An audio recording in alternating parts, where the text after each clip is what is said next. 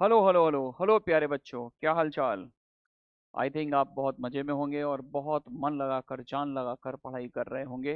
तो आज इस चक्रव्यूह सीरीज में बच्चों हम लोग लेकर आए हैं नया टॉपिक परमुटेशन एंड कॉम्बिनेशन, जहां पर हम इसमें डिस्कस करेंगे आपके साथ जो ओल्ड क्वेश्चंस है, जो पीवाईक्यूज हैं, जो इस टॉपिक के जो अच्छे क्वेश्चंस हैं जो फ्रेम किए थे आईआईटी ने, उनका डिस्कशन करेंगे।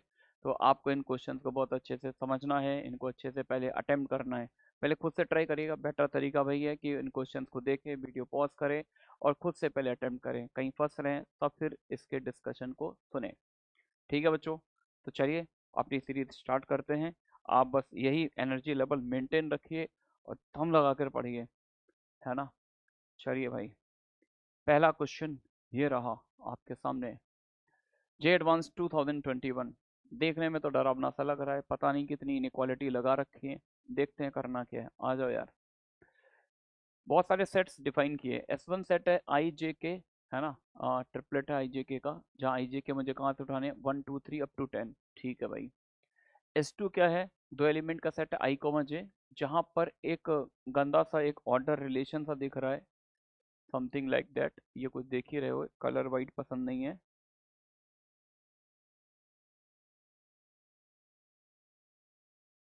S2 में दो एलिमेंट आई और जे लेने, इनके बीच ये वाला ऑर्डर रिलेशन है ना। 1 < i < j+2 < 10। ठीक है। S3 फोर एलिमेंट का सेट है आई जे के एल, जहाँ पर आई जे के एल में एक एक ऑर्डर दे रखा, आई स्ट्रिक्टली j < k < l। और आई जे के एल सारे एलिमेंट हमें इसी सेट से उठाने, 1 से लेकर 10 तक। ये वाला सेट सेम है सभी में, S1 में, S2 में, S3 में और इवन S4 में भी। S3 और S4 में डिफरेंस क्या है, S4 भी फोर एलिमेंट का सेट है, लेकिन यहाँ पर कोई ऑर्डर डिफरेंट नहीं है। ये बोला कि सॉरी, यहाँ पर ऑर्डर रिलेशन नहीं है इन चारों में, बस ये बोला गया आई जे के एल जो है वो डिस्टिंक्ट एलिमेंट होने चाहिए। ठीक है ना। तो इस तरह से इन फोर सेट्स की कंस्ट्रक्शन की है। क्वेश्चन किस तरह से पूछा है, क्वेश्चन पूछा है the total number of element in the set S R is N R, है ना। मतलब ये चाहते कि आप बताओ कि S1 सेट में N1, ऑप्शन से ही खैर समझ में आ रहा है, N1 N2 N3 N4। यानी अब ये क्वेश्चन पूछ रहे, बताइए S1 सेट में कितने एलिमेंट होंगे, S2 में कितने एलिमेंट होंगे, S3 में कितने होंगे और S4 में कितने होंगे, है ना। चलिए भाई गेम स्टार्ट करते हैं, वन बाई वन वर्क करते हैं। तो जब मैं S1 की बात कर रहा हूँ तो S1 क्या है, तीन एलिमेंट का सेट है और इनमें कोई भी रेस्ट्रिक्शन नहीं है। कोई भी तीन एलिमेंट मैं यहाँ पर यूज कर सकता हूँ। आई जे के इक्वल भी हो सकते हैं, डिफरेंट भी हो सकते हैं, कोई रेस्ट्रिक्शन नहीं है। तो वी टॉक अबाउट N1, यानी S1 सेट में नंबर ऑफ एलिमेंट। तो I का सिलेक्शन कितने तरह से हो सकता है, 10 में से कोई भी एक एलिमेंट पिक कर सकता हूँ। सिमिलरली जब J की बात करूंगा तो जिसको मैंने I बोला उसको भी J ले सकता हूँ, क्योंकि कोई ऑर्डर रिलेशन I J के बीच में अवेलेबल नहीं है, तो J का सिलेक्शन भी 10 तरह से। सिमिलरली K पर भी कोई रेस्ट्रिक्शन नहीं है। तो फाइनली N1 अपने पास क्या आ जाएगा, 1000। N1 तो 1000 आ गया, N1 तो 1000 आ गया भाई। पहले सेट का काम ओके हो गया और आंसर भी मैच कर गया, बहुत अच्छी बात है। चलिए भाई, अब N1 के बाद चलते हैं N2 की तरफ। तो सेट S2 में यार देखो, दो एलिमेंट का सेट है ना, ऑर्डर पेयर है। और आई जे के में ये गंदा सा रिलेशन है, तो यहाँ पर टेंशन वाली बात नहीं है। पहले इस पर आई पर बात करते हैं। आई के लिए मैं बोलना चाहूंगा I is greater than equal to 1, यहाँ से पकड़ लिया, है ना। अब जे को पकड़ो, J+2 can not go beyond 10। इसको यहाँ से देखो, J+2 लेस और इक्वल टू 10 है, तो 2 सब्ट्रैक्ट कर दो, तो it means J can not go beyond it. पहले इधर से पकड़ा आई को, आई ग्रेटर देन इक्वल 1 लेना है। इधर से J को पकड़ा, J लेस और इक्वल टू 8। अब आई और J को आपस में पकड़ते हैं, यानी आई और J में ये रिलेशन दे रखा है ना। तो मैं एक काम करता हूँ, सुनना जरा, गेम को थोड़ा स्लो खेलता हूँ। मैं कहता हूँ जब J 1 होगा, इफ J इक्वल्स टू 1, तो सिर्फ यहाँ पर देखो, अगर J 1 हो गया तो I is strictly lesser than 3। I पर अगर J को मैं 1 डालूंगा तो ये नंबर 3 बनेगा। तो I greater than equal to 1, 1 से तो ग्रेटर देन इक्वल टू, लेकिन 3 से छोटा है। तो I कौन कौन सी वैल्यू लेगा, इस टाइम 1 पे तो इक्वालिटी लगी है और ये नंबर 3 बनेगा, लेकिन I 3 से छोटा है, तो सिर्फ दो वैल्यू I 1 और 2 लेगा। सिमिलरली अगर मैं J को 2 ले लेता हूँ, यहाँ पर J को 2 डालता हूँ तो ये नंबर 4 बनेगा, I 1 से 4 के बीच में। तो I की कौन कौन सी वैल्यू आएंगी, 1 2 3। अगर मैं J को 3 लेता हूँ तो ये नंबर 5 बनेगा। तो I 1 से 5 के बीच में कौन कौन सी वैल्यू, 1 2 3 4। आई थिंक पैटर्न आप समझ चुके हैं। आप कहेंगे सर अब आप डॉट डॉट डॉट सोन कर दें, क्योंकि पूरा क्रिस्टल क्लियर हो गया है। जे पर कौन कौन से केस बनाएंगे, 1 2 3 अप टू मैक्सिमम मैंने निकाल लिया, देखो यहाँ से इसको सब्ट्रैक्ट कर दिया था। तो लास्ट केस कौन सा बनेगा, जिस समय मैं जे को 8 वैल्यू दूंगा, तो जे को 8 दूंगा तो ये सम 10 बन जाएगा। आई 10 से छोटा है तो ज्यादा से ज्यादा 9 तक जाएगा। तो आई को कौन कौन सी वैल्यू दूंगा मैं, 1 2 3 अप टू सोन 8 9।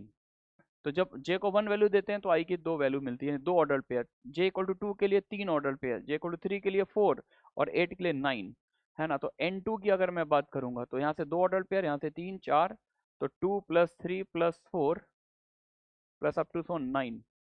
तो सिग्मा एन वाला फॉर्मूला लगा दो, 1 से 9 तक का सम, 1 से 9 तक का सम निकाल लेते, 1 सब्ट्रैक्ट कर देंगे, 1 से 9 तक का sum sigma n, n into n plus 1 by 2 minus 1 कर दिया।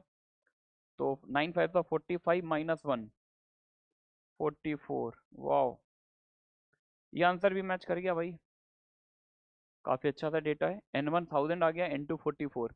अब आते हैं S3 की तरफ।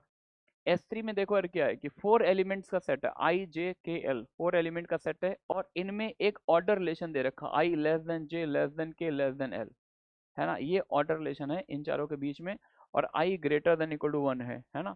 और मुझे ये चारों एलिमेंट यहाँ से उठाने हैं। तो यहाँ पर देखो, यहाँ पर S1 में तो 2 एलिमेंट सेम हो सकते थे, लेकिन यहाँ पर कोई भी 2 एलिमेंट सेम हमें यहाँ पर यूज नहीं करने, चारों एलिमेंट डिफरेंट होने चाहिए। और ये ऑर्डर जो है वो इंक्रीजिंग ऑर्डर होना, सबसे छोटा एलिमेंट ये होगा, फिर उससे बड़ा ये। तो अब अगर हम लोग N3 की बात करें तो मुझे यहाँ पर कितने एलिमेंट यूज करने, 4। मेरे वर्ड ध्यान से सुनना, मैं कहता हूँ पहले इन 10 में से बोले 4 एलिमेंट सेलेक्ट करो जिनको यहाँ पर यूज करना चाहते हो। तो 10 में से 4 एलिमेंट का सिलेक्शन कितने तरह से होगा, 10C4। मान लो वो 4 एलिमेंट आपने 1 3 7 8 ये 4 एलिमेंट सेलेक्ट किए। अब जब हम इनको यहाँ पर जब रखेंगे तो यहाँ पर इनको प्लेस करने का ऑर्डर फिक्स है। सबसे छोटा नंबर यहाँ पर 1 यहाँ पर आएगा, उससे बड़ा नंबर 3 यहाँ पर, उससे बड़ा नंबर 7 यहाँ पर, उससे बड़ा नंबर 8 यहाँ पर। यानी इन 4 नंबर को यहाँ पे अरेंज करने का सिर्फ और सिर्फ एक ही मैनर होगा कि ऑर्डर फिक्स है। क्या मेरी बात समझ आई? यस सर, समझ गए, बिल्कुल अच्छे से समझ गए हैं सर। चलिए भाई आगे बढ़ते हैं। 10C4 कैलकुलेट कर लो यार। 10 के 4 फैक्टर डिक्रीजिंग ऑर्डर में, 10 इंटू 9 इंटू 8 इंटू 7, नीचे आएगा 1 इंटू 2 इंटू 3 इंटू 4। तो 4 2 ज़ा 8 कैंसिल कर दिया, 3 3 ज़ा 9, 7 3 ज़ा 21 इंटू 10, 21 इंटू 10 कितना हो जाएगा, 210। N1 ये आ गया, N2 ये, N3 मैच नहीं किया यार, N3 मैच नहीं किया, तो इसका मतलब ये आंसर नहीं है। अब N3 के बाद चलते हैं N4 की तरफ। सेट S4 में काउंट करते हैं। सेट S4 में भी यार 4 एलिमेंट का सेट है, लेकिन यहाँ पर सिर्फ ये बोला गया ये चारों एलिमेंट डिफरेंट यूज करने, कोई भी 2 एलिमेंट सेम नहीं यूज करने हैं। ऑर्डर कोई मैटर नहीं करता, आप जो जिसको मन जहां मन करे प्लेस करो। तो दोनों में डिफरेंस आई थिंक अब आपने फील कर लिया होगा, मैंने इतने सारे वर्ड्स बोल दिए हैं। तो N4 की बात करें तो फिर से मुझे 4 नंबर चाहिए। तो पहले इस सेट में से बोले 4 नंबर सिलेक्ट करो जिनको यहाँ पे यूज करना है। नंबर्स का सिलेक्शन कितने तरह से होगा, 10C4, और 4 डिफरेंट नंबर ही सिलेक्ट करने हैं, इसलिए मैं डिफरेंट सिलेक्ट कर लिया मैंने। अब जो भी 4 सिलेक्ट होंगे, मान लो मैंने यही 4 सिलेक्ट किए हैं, अब जब इन 4 को इन 4 प्लेस पे रखेंगे तो यहाँ पे कोई इंटरनल ऑर्डर में कोई रेस्ट्रिक्शन नहीं है। तो ये 4 एलिमेंट 4 चेयर्स कितने तरह से बिठा सकते हैं, फैक्टोरियल 4। समझ गया क्या? 10C4 की वैल्यू अभी निकाली थी मैंने, 10C4 की वैल्यू आई थी 210 इंटू फैक्टोरियल 4 होता 24 होता है। 24 को ऐसे लिख लें यार, 2 इंटू 12 कर लिया मैंने, क्योंकि N4/12 की वैल्यू पूछ रहे हैं। तो N4 ये जो इंटू 12 किया इसको नीचे ले आओ, तो 210 इंटू 2 420। तो ये भी आंसर देखो यहाँ पर मैच कर गया। तो बस देखने में ही यार था, बाकी क्वेश्चन में कोई खास दम थी नहीं। यहाँ पर थोड़ा सा ध्यान देना कि कुछ गड़बड़ी ना कर जाओ। तो सेफ गेम खेलने का तरीका बता दिया, आई ग्रेटर देन इक्वल 1 है, क्लियर है sir, J lesser equal to 8 ये भी क्लियर है। अब इसको टारगेट करो, इस पिक्चर को यहाँ पे टारगेट करना था तुमको, इस वाले को, इस सीन को। जे को वैल्यू दो, करस्पॉन्डिंग आई की वैल्यू निकालो, जे को वैल्यू दो, आई निकालो, खत्म कहानी। ये आ गया। क्या मेरी बात समझ आई? Everything is cool till now? Yes sir. आओ आगे नेक्स्ट क्वेश्चन पे आते हैं। Next question J advance 2019 circular permutation पर क्वेश्चन है। देखिए भाई साहब क्या बोल रहे हैं। 5 persons A B C D and E are seated in a circular arrangement. मतलब 5 लोगों को, 5 बंदों को एक सर्कल पर बिठाना है ना। In each of them is given head of one of the three colours red, blue and green, है ना। पांचों बंदों को मैंने क्या किया, एक एक हेड दे दिया। 3 कलर की हेड मेरे पास, रेड कलर की हेड है, ब्लू कलर की है और ग्रीन कलर की हेड है। Then the number of ways of distributing the heads such that the persons seated in adjacent seats get different color head। Question मेरे पूरा अच्छे से समझ में आ गया है कि 5 बंदों को एक सर्कल पर बिठाना है और उन 5 बंदों को 3 डिफरेंट कलर की हेड मेरे पास, हर बंदे को एक एक हेड देनी है ना। हमें उनको बिठाने के मेथड नहीं निकालने, लैंग्वेज समझना। 5 बंदे बैठ गए हैं, 5 बंदों को बिठाने के तरीके नहीं निकालने हैं।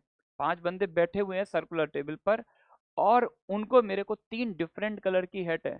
कौन कौन से 3 कलर है मेरे पास, रेड, ब्लू एंड ग्रीन, है ना। उनको टोपी पहनानी है, क्या पहनानी है, टोपी पहनानी है। कंडीशन क्या है कि जो एडजेसेंट लोग हैं, जो पड़ोसी लोग हैं, उनकी उनके हेड का कलर मैच नहीं करना चाहिए, डिफरेंट कलर की हेड होनी चाहिए। क्या मेरी बात समझ में आई? यस सर, आ गई बात समझ में। तो एक काम करते हैं, देखो क्या काम करते हैं। अ, पहले मैंने इनको बिठा लिया, ए, बी, सी, डी, ई, है ना। ये लोग बैठ गए। अब मेरे पास कलर कौन कौन से हैं, रेड, ब्लू और ग्रीन। इन 3 कलर की हेड इनको देनी, 5 बंदों को। कंडीशन वही है कि कोई भी 2 पड़ोसी ऐसे ना हो जिनके पास सेम कलर की हेड हो, है ना। तो अपना अपना तरीका है। मैं ऐसे सोचता हूँ, देखो ए और सी की ट्विनिंग बनाता हूँ। ए और सी आमने सामने दिख रहे हैं। ए और सी का कोई कनेक्शन नहीं, ए और सी पे सेम कलर की हेड भी हो सकती है और डिफरेंट कलर की हेड भी हो सकती है। तो यहाँ पर टारगेट कर रहा हूँ, पहला केस बना रहा हूँ कि जब मैंने ए और सी दोनों को सेम कलर की हेड दी है, तब मैं इनको कितने तरह से हेड दे सकता हूँ। दूसरा केस, जब ए और सी को सेम कलर की हेड दी है ना। तो case first, when A and C have the same colour head.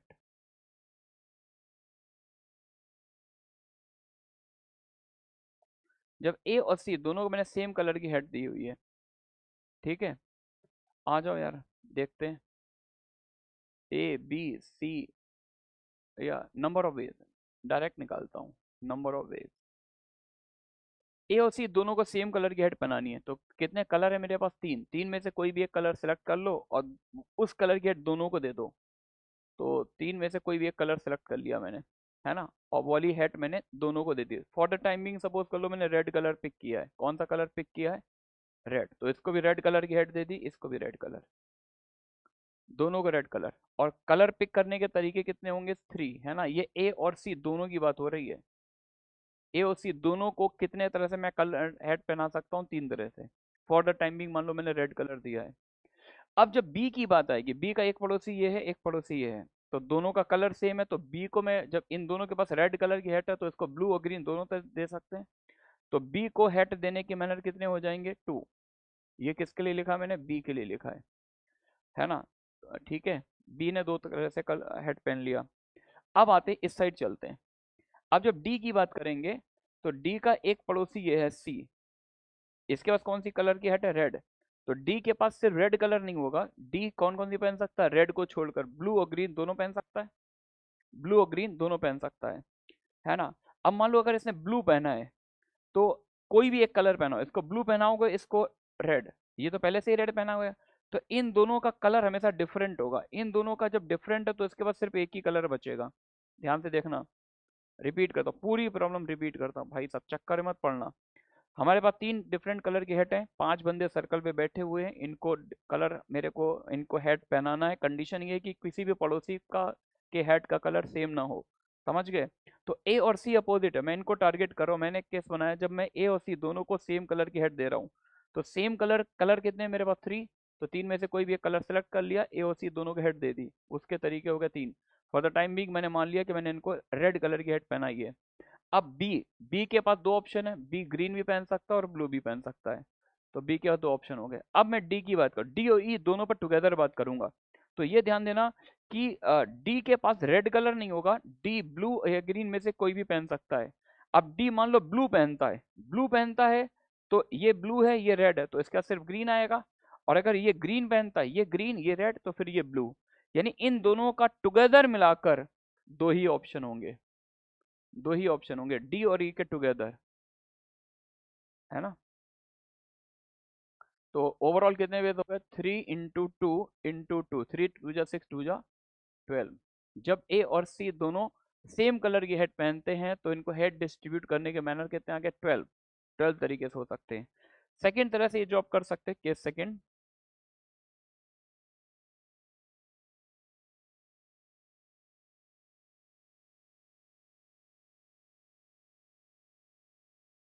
When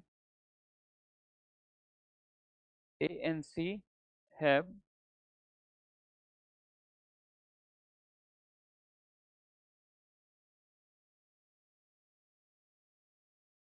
different colour heads, जब ए और सी के पास डिफरेंट कलर की हेड हो।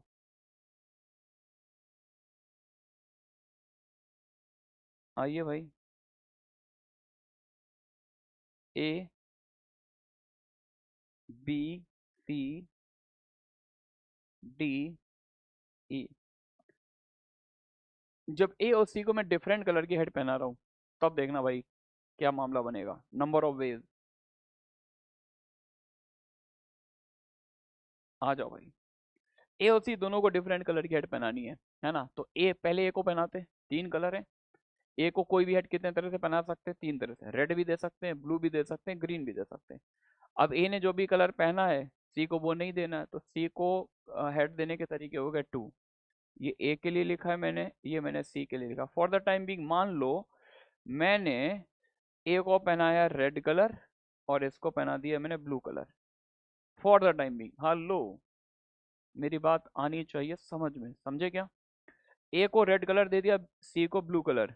अब जरा देखो मेरे पास, अब बी की बात करो, बी के दो पड़ोसी हैं, एक ए है एक सी है, और दोनों का कलर डिफरेंट है ना। और अपने पास कलर तो तीन ही है भाई, इसने रेड पहन ली इसने ब्लू पहन ली, तो इसको मजबूरी में ग्रीन ही पहनना पड़ेगा क्योंकि तीनों का, समझ गया ना। तो बी को हेड पहनाने के कितने मैनर हो गए, सिर्फ और सिर्फ एक, क्योंकि इसका मामला हो गया फिक्स। अब इसका हो गया, अब इधर चलते हैं, अब चलते हैं इधर, डी की बात करते हैं। तो इसका पड़ोसी क्या, सी, सी ने ब्लू पहनी हुई है, सी ने ब्लू पहनी हुई है, तो ये ब्लू को छोड़कर कौन कौन सी पहन सकता है, रेड भी पहन सकता है और ग्रीन भी पहन सकता है। सुनना, जब डी ने रेड पहना हो, यानी अब ये ब्लू पहना है तो इस पर ब्लू तो हटा ही दो, यानी डी कौन सी पहनेगा, या तो रेड या फिर ग्रीन। तो पहले एक बार रेड वाला गेम खोलो, अगर डी ने रेड पहन ली, ये पहले से रेड पहना हुआ, इसने रेड पहनी, ये पहले से रेड पहना हुआ है, तो इसके बाद दो कलर मिल जाएंगे, समझ गया, ये ब्लू और ग्रीन दोनों पहन सकता है। और इन केस अगर इसने ग्रीन पहनी, ग्रीन पहनी और ये रेड पहना हुआ है, तो उस केस में दो डिफरेंट कलर है, तो फिर इसके पास एक ही ऑप्शन बचेगा, समझ गया ना। फिर से आ जाओ, फिर से आ जाओ, जब ए और सी ने डिफरेंट पहना है तो ए के पास तीन ऑप्शन है, बी के पास दो। अब इसका पड़ोसी ये रहा बी, बी दोनों का पड़ोसी है, तो इसका एक चॉइस ही नहीं बची, इसके पास एक ही कलर है। अब जब डी की बात करेंगे तो इसका एक ही कलर ब्लू है, ब्लू को छोड़कर इसका दो ऑप्शन है, इसके बाद दो ऑप्शन है ना। अब लेकिन पहले ऑप्शन की तरफ चलते, कौन कौन से दो हैं, ब्लू हटा दो, ब्लू हटा दो थोड़ी देर के लिए, ब्लू हटा दिया हमने यहाँ से, है ना। अब इसके पास ऑप्शन क्या है, रेड और ग्रीन। तो अगर ये रेड पहनता है तो ये भी रेड ये भी रेड, इसके बाद दो ऑप्शन। और अगर ये ग्रीन पहनता है, ये ग्रीन ये रेड, तो दोनों डिफरेंट कलर, इसके बाद एक ऑप्शन। तो कहने का मतलब डी और ई में टुगेदर मिलाकर कितने मेथड आएंगे, 2 + 1, यानी तीन मेथड आएंगे। अगर आप मेरी बातों को अच्छे से समझ पा रहे हैं तो, ये हमने बात टुगेदर की है डी और ई के लिए, दोनों पर कंबाइंड केस बनाए हैं, 3 × 2 = 6, 3 × 18, ठीक है ना। तो पहले मैनर में ये जॉब हम कितने तरह से कर रहे थे, 12 तरह से, सेकंड केस में हम ये जॉब 18 तरह से कर रहे हैं, टोटल वेज।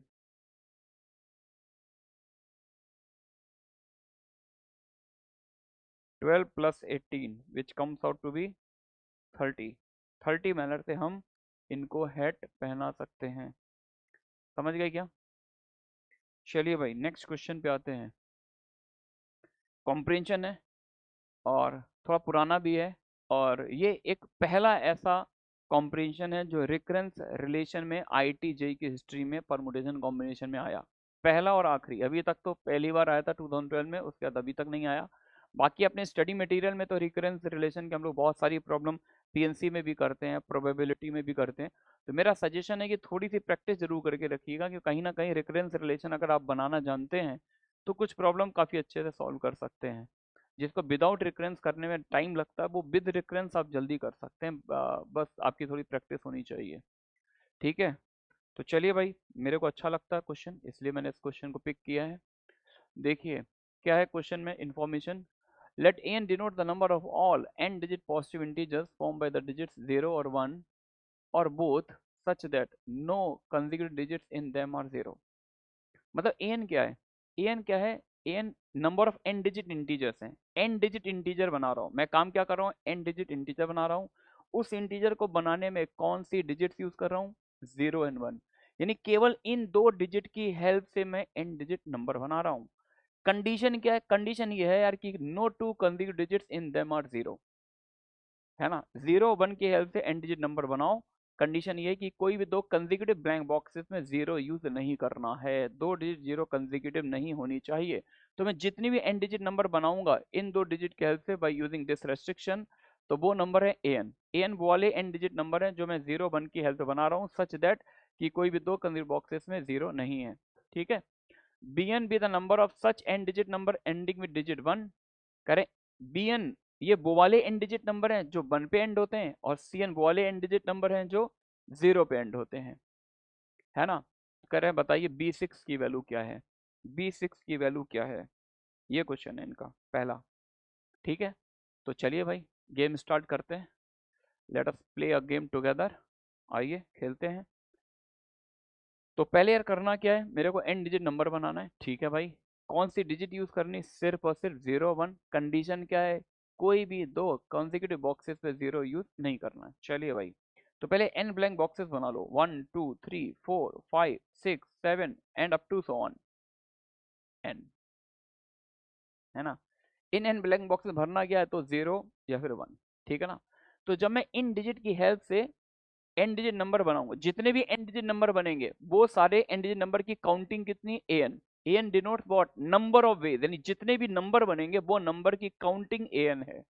समझ गया ना। तो आइए इस काउंटिंग को करने का नया तरीका सिखाते हैं। जब मैं यहां से एन डिजिट नंबर बनाऊंगा, think about the last box, think about the last box. Last box पे इसलिए केस बना रहे हैं क्योंकि स्टार्टिंग बॉक्स में तो ऑब्वियस सी बात है एन डिजिट नंबर बनाना, तो 0 तो आएगा नहीं, 1 ही आएगा। अगर हम लास्ट बॉक्स की बात करें, लास्ट बॉक्स पे दोनों केस आएंगे, जीरो भी, नंबर 0 पर भी एंड हो सकता है और 1 पर भी एंड हो सकता है। थिंक अबाउट दिस केस, जब मैंने लास्ट बॉक्स में 1 फिल किया है, लास्ट बॉक्स में अगर मैं 1 डाल रहा हूं तो ये कितने बॉक्सेस बचे हुए हैं, n-1, ये n-1 बॉक्सेस बचे हुए हैं। अगर मैं लास्ट बॉक्स में 1 डालता हूं तो इस बॉक्स पर कोई रेस्ट्रिक्शन नहीं है, इस वाले में, इस वाले में कोई रेस्ट्रिक्शन नहीं है। क्यों सर, क्यों रेस्ट्रिक्शन नहीं, अरे भाई कंडीशन ये थी कि कोई भी दो कॉन्जिक्यूटिव बॉक्स में 0 नहीं डालना है। तो अगर मैं यहाँ पर 1 डालता हूँ तो यहाँ पे 0 भी आ सकता है और 1 भी आ सकता है, ये फ्री बॉक्स है। समझ गया ना। तो अब अगर इन n बॉक्सेस को फिल करने के मैनर an है, अगर इन n बॉक्सेस को फिल करने के मैनर an है, तो इन n-1 बॉक्सेस को फिल करने के मैनर कितने होंगे, n-1, क्योंकि सेम कंडीशन वही है जो n बॉक्सेस के लिए कंडीशन है, वही n-1 बॉक्सेस के लिए कंडीशन है। तो लास्ट बॉक्स पे दो म्यूचुअली एक्सक्लूसिव केसेस होंगे, या तो 1 आएगा या फिर 0 आएगा। अगर लास्ट बॉक्स में 1 है तो इन n-1 बॉक्सेस को फिल करने के मैनर an-1। ठीक है ना। अब अगर लास्ट बॉक्स पे 0 आता है, लास्ट बॉक्स पे 0, अगर लास्ट बॉक्स पे 0 आ गया तो भाई साहब होश में आ जाओ, अब ये वाला बॉक्स फ्री नहीं है। क्यों, क्यों सर फ्री नहीं है, अरे भाई कंडीशन थी ना कि दो कॉन्जिक्यूटिव बॉक्सेस पर 0 नहीं चाहिए, दो कॉन्जिक्यूटिव बॉक्सेस पर 0 नहीं चाहिए। तो अगर इस पे 0 है तो सर इस पर तो 1 लेना ही पड़ेगा, पड़ेगा ना। क्या कहते हो, यस सर पड़ेगा, 100% पड़ेगा। तो इस पर 0 आ गया तो इस पर 100% 1 आएगा। अब बताओ यार, अब बताओ यार कि अब इस बॉक्स पर, ये जो बॉक्स बचा इस पर कोई कंडीशन है ना, सर इस पर तो कोई कंडीशन नहीं है, इस पर 0 भी डाल सकते हैं और 1 भी डाल सकते हैं। तो यार ये बॉक्सेस बचे कितने यार, ये क्या हो रहा है, हाँ भाई, ये कितने बॉक्सेस बचे यहाँ से यहाँ तक? n-2 boxes. How many boxes are there? n-2 boxes. तो अगर स्टार्ट से n बॉक्सेस को फिल करने के मैनर an है, तो इन n-2 बॉक्सेस के लिए भी वही कंडीशन अप्लाई होगी जो स्टार्ट से n बॉक्सेस के लिए थी। तो n बॉक्सेस को फिल करने के मैनर अगर an है, तो इन n-2 बॉक्सेस को फिल करने के मैनर मेरे होंगे an-2 होंगे ना। तो an किसके इक्वल आएगा? an-1 प्लस an-2, ये रिकरेंस बनेगा।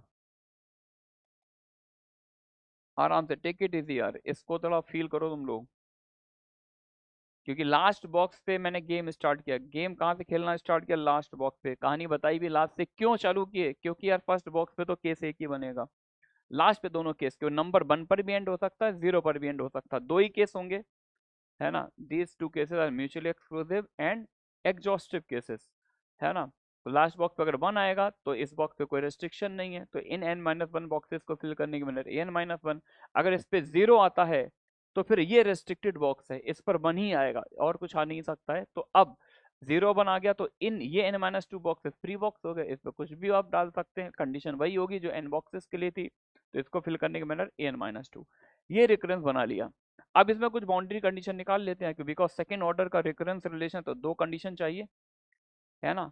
तो A1 निकालते हैं। A1 का मतलब 1 डिजिट नंबर बनाना है, 1 डिजिट नंबर बनाना है इन 2 डिजिट की हेल्प से, और कंडीशन है कोई भी दो बॉक्स पे 0 ना आए। तो सर जब 1 डिजिट नंबर ही बनाना है तो बॉक्स ही दो क्यों बनाएंगे, एक ही नंबर बनेगा 1 डिजिट का 1, है ना।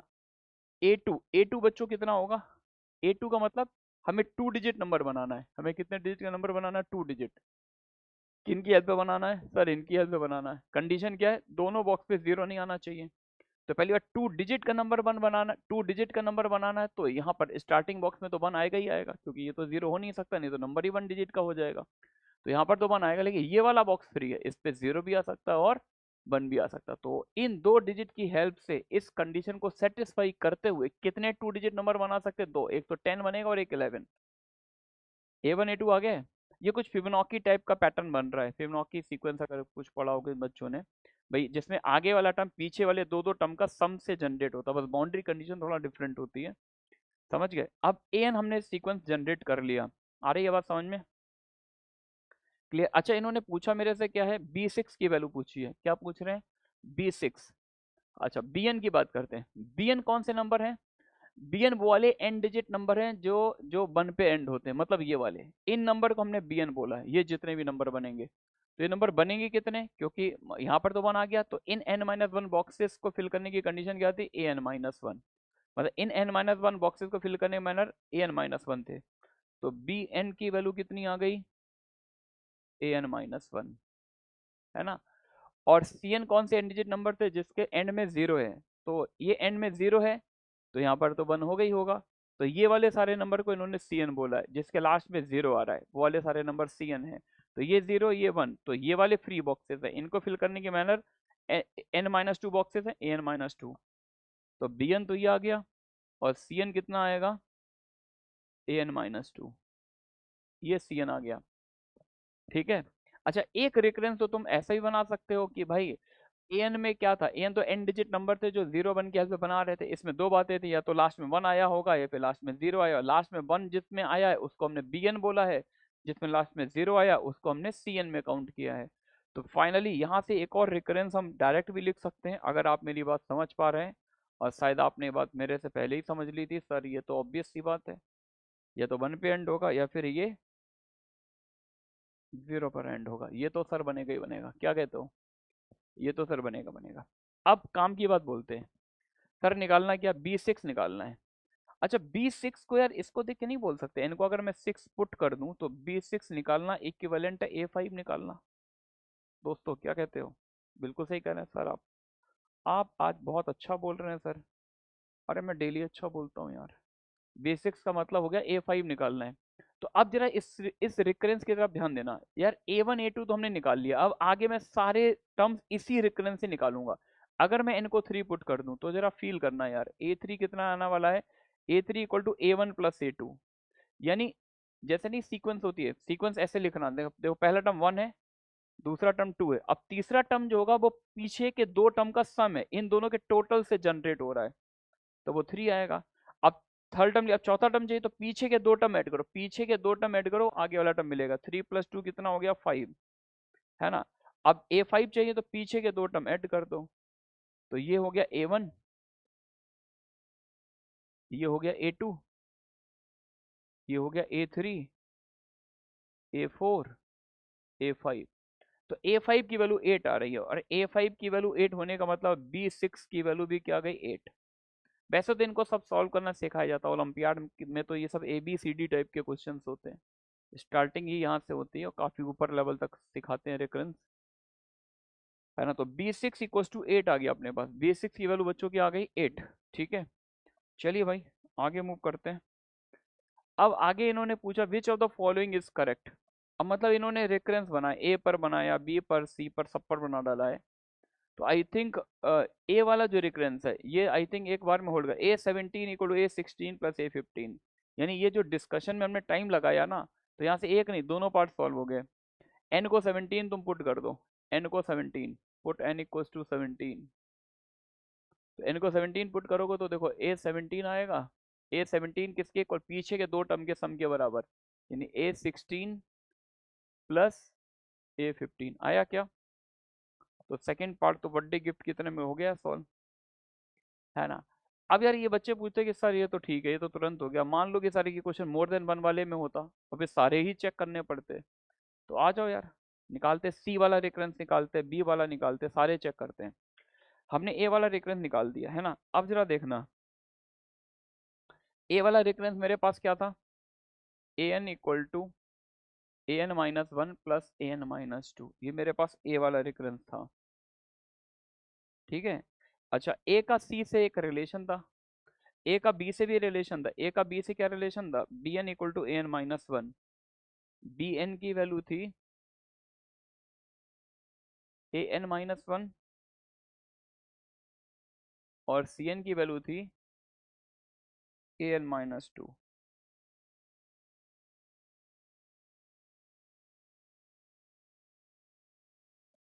ठीक है, ठीक है, ये था। अब एक काम कर लेते हैं, एक काम कर लेते हैं। आ, इसका मतलब है कि जैसे मैंने B6 को A5 बोला, A5 को B6 बोलेंगे, तो यहाँ पर an को b के टर्म में अगर लिखें तो bn+1 लिखेंगे, an-1 को bn लिख देंगे, इसको bn-1। मतलब यहाँ पर भी n को अगर हम लोग n-1 से रिप्लेस करते हो तो सिमिलर रिकरेंस आ रहा है, bn-1 + bn-2। तो b में भी वही रिकरेंस होल्ड कर जाएगा, है ना। और अगर c वाला रिकरेंस निकालना है, यानी यहाँ पर A4 को C6 बोलेंगे, दो का डिफरेंस आ रहा है, A4 को C6 बोलेंगे। तो अगर यहाँ से मेरे को c वाला रिकरेंस जनरेट करना, an को क्या बोलेंगे? cn+2, cn+2 = cn+1 + cn। अब चाहे इसमें फिर से n को n-2 से रिप्लेस कर दो या ऐसे ही लिखा रहे तो मीनिंग तो वही है, समझ में तो वो भी आ रहा है। तो सभी में सिमिलर रिकरेंस आएगा बस, भाई पीछे के दो दो टर्म ऐड करके सीक्वेंस जनरेट करनी है। तो आई थिंक ये तो ओके हो गया, लेकिन इनका ये इसके इक्वल नहीं है। तो अगर हम 17 पुट करें, n को 17 पुट करें तो C17 मेरे पास आएगा C16 + C15 इक्वल आ रहा है। इनका इसके इक्वल नहीं है, रॉन्ग स्टेटमेंट है। सही है क्या?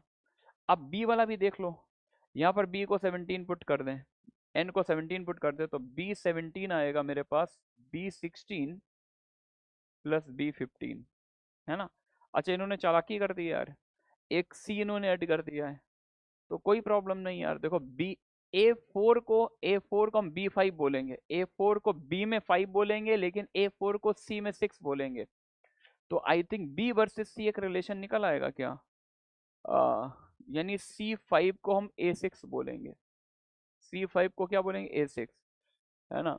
सॉरी सर, C5 को A6 नहीं, सॉरी, C5 को B6 बोलेंगे, B में 6 बोलेंगे और A में तो 7 बोलेंगे। तो एक काम करते हैं, इसको हम C में कन्वर्ट करना चाहते हैं, B15 को C16 बोलेंगे, B16, B15 को कितना बोलेंगे? C16, यानी एक स्किट बढ़ा के। इन्होंने ये इसके इक्वल नहीं है, झूठ बोला यार, गलत बोल रहे हैं। ये है भाई, ये भी ट्रू था, मतलब अगर इक्वालिटी लगाते तो दोनों ट्रू थे। अच्छा, अब ये कह रहे हैं कि A17 equal to C17 plus B16। A17 equal to, अच्छा हमने एक रेकरेंस पीछे भी निकाला था, ये वाला कहाँ निकाला था, ये रहा। तो an equal to B N plus C N, तो इसी में अगर हम लोग n को क्या डाल दें, इसी हम लोग n को पुट कर दें, क्या 17, n को 17 पुट कर दें अगर हम यहाँ पर, an equal to B N plus C N, since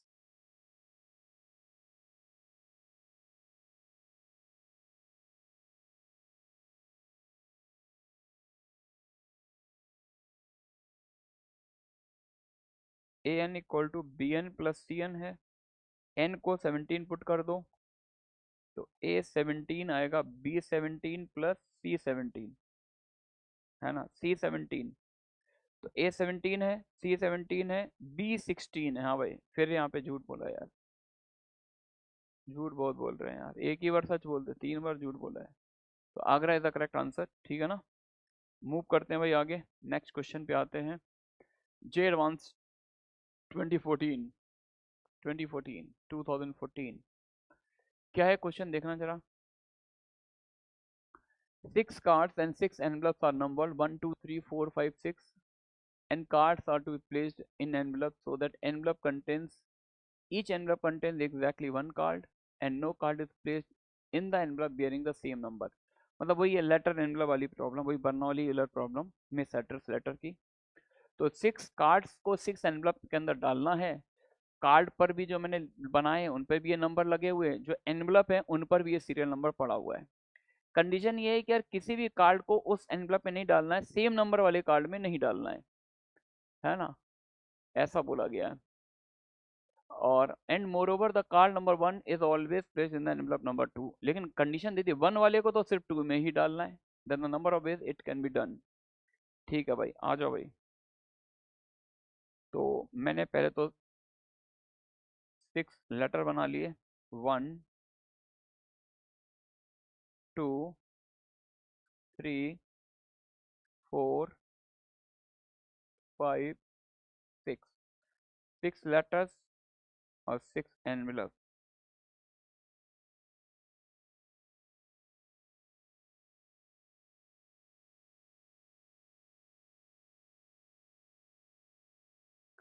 ठीक है भाई, अब हर लेटर पे नंबर डाल दिया, 1, 2, 3, 4, 5, 6, एनवलप पर भी नंबरिंग कर दी, 1, 2, 3, 4, 5, 6, है ना। क्वेश्चन क्या कह रहा है भाई, क्वेश्चन ये कह रहा है कि हमें इन लेटर्स को इन एनवलप के अंदर डालना है। कंडीशन ये है कि कोई भी लेटर अपने सही एनवलप में ना जाए, यानी सारे ऑब्जेक्ट डीअरेंज हो जाए। 6 ऑब्जेक्ट को डीअरेंज करना है, यानी D6 निकालना है। क्या निकालना है, D6, है ना। तो D6 का फॉर्मूला क्या होता है, D6 होता है factorial 6 into 1/2 minus 1/3 plus 1/4 minus 1/5 plus 1/6, ये D6 का फॉर्मूला होता है। फैक्टोरियल 6 होता है 720, इसके अंदर सप्लाई का तो मल्टीप्लाई करो, 720/2 360, 360 आ गया है। अब इसमें फैक्टोरियल 3 से डिवाइड देंगे तो 2 से तो पहले ही दे चुके, इस वाले में 3 से और दे दो, 120 प्लस, अब इसको इधर करेंगे तो 6 से हो चुका है, 4 से इसमें और दे दो, 4 से दोगे तो 30, इस वाले में 5 से और दे दो, 5 से और दोगे तो कितना आएगा, 5 6 या 30, इस वाले में 6 से और दे दो 1, नहीं ये अल्टरनेट चल रहा था, प्लस माइनस प्लस, ये वाला माइनस आएगा।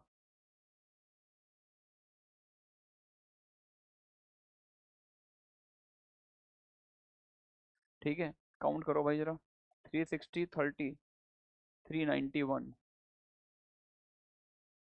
माइनस 126, 11 माइनस 6 5 हो गया, 9 माइनस 3, 9 माइनस 3 6 हो गया, 3 माइनस 1 2, 265 D6 की वैल्यू आ गई। यानी अगर सारे ऑब्जेक्ट को डीअरेंज कर दिया जाए, कोई भी लेटर अपने सही एनवलप पे ना जाए, उसके माना 265 आएंगे, सारे ऑब्जेक्ट गलत जाए, है ना। अब जब सारे गलत जा रहे हैं तो इस लेटर 1 के साथ क्या क्या हुआ होगा भाई, हमें सभी को गलत डालना है। तो लेटर वन किस किस में, लेटर वन इसमें नहीं गया होगा, लेटर वन इसमें भी गया होगा, यानी ये जो टोटल हमने काउंटिंग निकाली, इस काउंटिंग में लेटर वन के साथ क्या क्या हुआ होगा, टू में भी गया होगा, थ्री में भी गया होगा, फोर में भी गया होगा, फाइव में भी गया होगा, और ये चलकर सिक्स में भी गया होगा, सभी में गया होगा, है ना। लेकिन इन्होंने फिक्स कर दिया था, लिखा ना, more over the card number one is always placed in the envelope number two, है ना। तो अब हमारी जो ये जो काउंटिंग आ रही है, इसमें तो कार्ड वन को हमने सभी में रखा होगा, लेकिन ये क्या चाहते हैं कि कार्ड वन को सिर्फ इसमें रखो, इन सब में मत रखो। तो ये जो भी आंसर है वो 5 केसेस का आंसर है, हमें सिर्फ एक केस का आंसर चाहिए, और सारे केस कैसे होंगे, इक्विप्रोबेबल होंगे, सभी के सेम नंबर ऑफ वेज आएंगे। तो अब हमें रिक्वायर्ड नंबर ऑफ वेज चाहिए, therefore required number of veg, required number of veg कैसे निकालेंगे, डी सिक्स का टोटल निकाल लिया। अब ये टोटल 5 केसेस का लिया, हमें सिर्फ एक केस का आंसर चाहिए, तो डिवाइडेड बाई 5, अगर आप मेरी बात बहुत अच्छे से समझ पा रहे हैं तो 5 5 जा 25, 15, 5 3 जा 15, तो मेरा आंसर आएगा इसमें सी फॉर कैलकाटा, 53 वेज आएंगे, है ना। चलिए भाई, अच्छा हो गए सारे क्वेश्चन, चलिए भाई। अच्छा एक बात सुन लो यार, देखो मैट्रिक्स में, सॉरी, ये जो पीएनसी वाला टॉपिक है ना, ये बहुत इंपॉर्टेंट है, इंपॉर्टेंट इसलिए कि इसमें आप बीएस अगर अच्छे से बना लो, अच्छे से सीख लो, तो जेई एडवांस में इतनी डिफिकल्ट प्रॉब्लम नहीं आती कि क्वेश्चन सॉल्व ना हो। प्लस इसका एडवांटेज आपको मिलता है किस में, प्रोबेबिलिटी में तो मिलता ही मिलता है, लेकिन आजकल जो ट्रेंड चल रहा है ना, मैट्रिक्स में काफी अच्छे क्वेश्चन आ रहे हैं, और कहीं ना कहीं उन क्वेश्चन में वो कुछ ना कुछ लॉजिकल थॉट रहता है जो इससे काफी ज्यादा मैच कर जाता है, और कई बार पीएनसी को यूज करके ही नंबर ऑफ मैट्रिसेस निकलवाते हैं। तो यहाँ पर अगर आप अच्छे से काम कर लेते हैं तो पीएनसी अच्छा होगा, प्रोबेबिलिटी भी अच्छा होगा, कहीं ना कहीं मैट्रिक्स के अच्छे क्वेश्चन में भी थॉट प्रोसेस जनरेट होगी। तो मेरा तो सजेशन यही है कि पिछले 10 ईयर्स के, लास्ट 10 ईयर्स के पीवाईक्यू जो है दिल से कर डालो सारे, एक भी मत छोड़ो, है ना। जे एडवांस वाले last 10 years questions of JEE advanced, every single problem तो बहुत बड़ी बात है, अगर एक प्रॉब्लम के 3 पार्ट है ना, तो एक एक पार्ट बहुत अच्छे से, बहुत ही ऑनेस्टी से, बहुत ही ईमानदारी से करना है ना, क्योंकि यहाँ की जो मेहनत है, ये जो हार्ड वर्क है, ये उस टाइम बहुत कॉन्फिडेंस देगी जब जेई मेंस का पहले अटेम्प्ट में आप 99 परसेंटाइल के आसपास स्कोर करके बैठे होगे, तब उस समय आप अपने सिलेक्शन की बात नहीं कर रहे होगे, उस समय आप बोलोगे सर आप बताओ AIR क्या लानी है, समझ गया ना। AIR वाला थॉट आएगा कि ऑल इंडिया रैंक हम क्या लाने वाले हैं, हमें किस कॉलेज में पढ़ना है, किस ब्रांच के साथ जाना है, समझ गए बच्चों। तो वही दम लगा के बस पढ़ते रहना है, पॉजिटिव माइंडसेट के साथ, ठीक है ना। मिलते हैं एक अगले चैप्टर में, तब तक के लिए okay, bye bye, love you all.